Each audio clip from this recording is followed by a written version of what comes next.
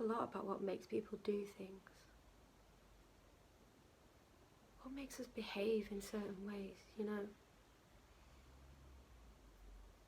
Every night I've been thinking about this. Trapped in whatever behaviour, I don't know, cycles of violence. And is it possible to break these cycles? Is it possible to break? And I'd be sitting there thinking about this, and this cat,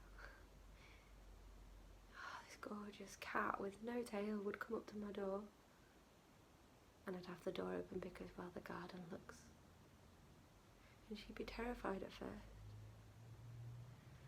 The garden looks beautiful, oh, it really does. So I bought some food, and you know, the first night she just sniffed at it and ran away. Cats. The moment I moved, you know, no sign of her for the rest of the night. And then I'd be sitting there thinking, reactions and responses, patterns, violence breeding violence. And the next night she's in a bit further, and I'm looking at her tail thinking that's been cut off, but I don't think it has. Yeah, I think she's a Manx. I think they're just born without tails. And then the next night she's further in, and I'm beginning to get used to this. Beginning to look forward to it. And then the next night she's in and she's eating, and then from then on she's in every night.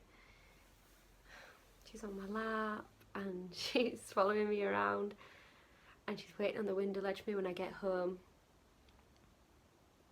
And we'd be sitting there and I'd be thinking behaviours and patterns, and is it possible to break these patterns? And then she'd be meowing and scratching to get let in every night.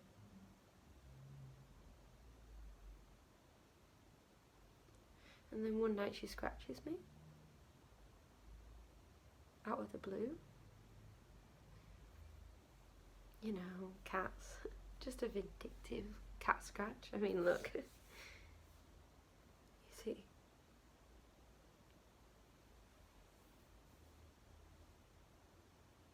She knew she'd done wrong. Took her 3 nights to get back in my lap. And I'm stroking her and thinking, warm, delicate. And I put my hands around her neck and I squeeze. And I squeeze until her neck is about the thickness of a rope. I still squeeze.